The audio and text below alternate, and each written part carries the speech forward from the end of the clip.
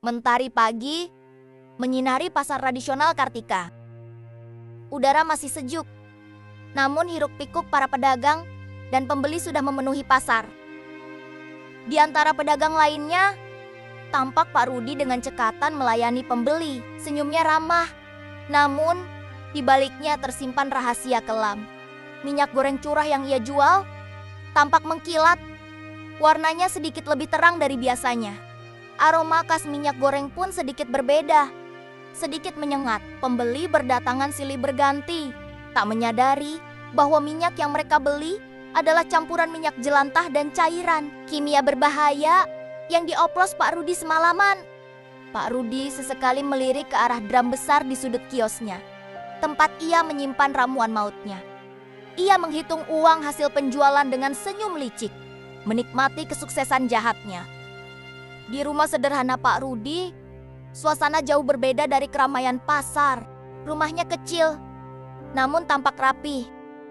Bu Siti, istrinya, sedang menyiapkan sarapan. Wajahnya tampak lelah, namun tetap ramah.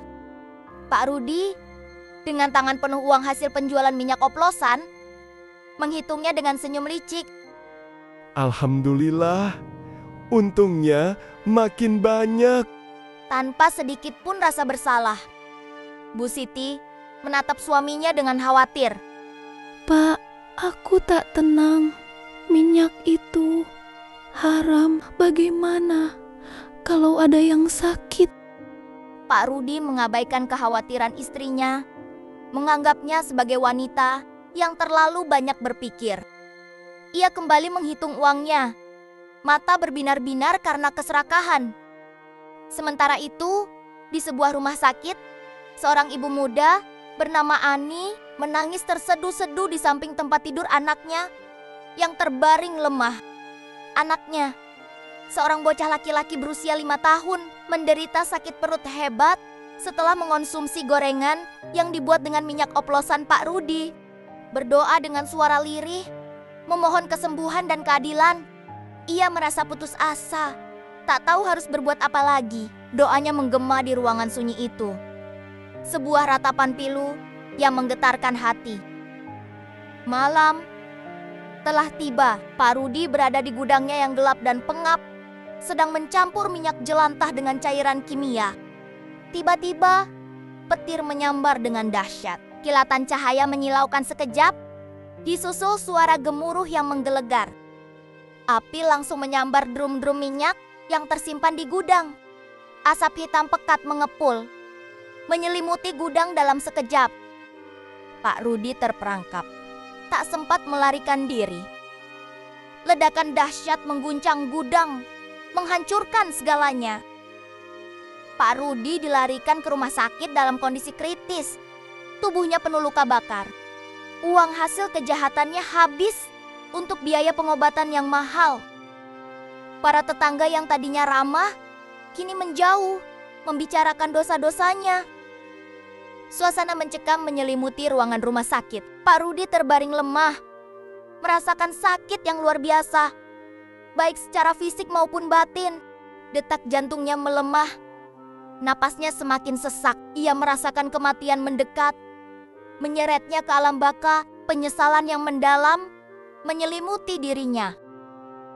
Bu Siti yang berduka di pemakaman Pak Rudi.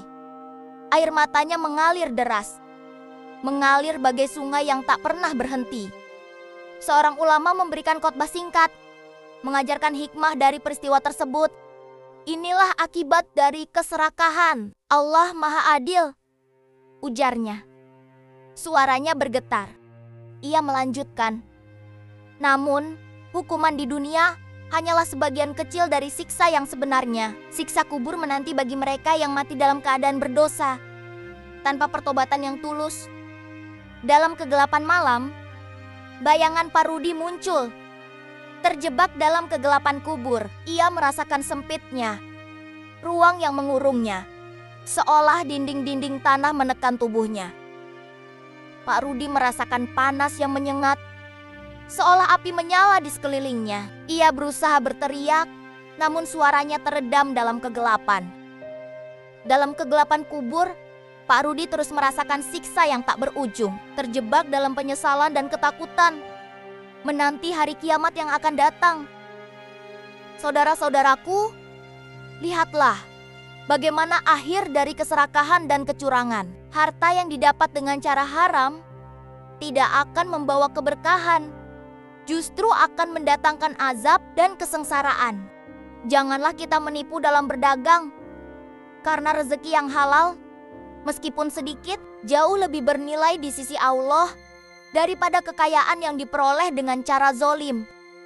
Ingatlah, doa orang yang teraniaya itu mustajab. Jika kita menyakiti orang lain demi keuntungan pribadi, cepat atau lambat keadilan Allah akan datang.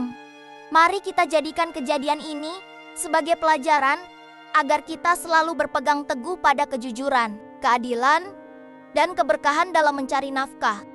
Sesungguhnya Allah Maha Adil dan tidak ada kejahatan yang akan luput dari pembalasannya.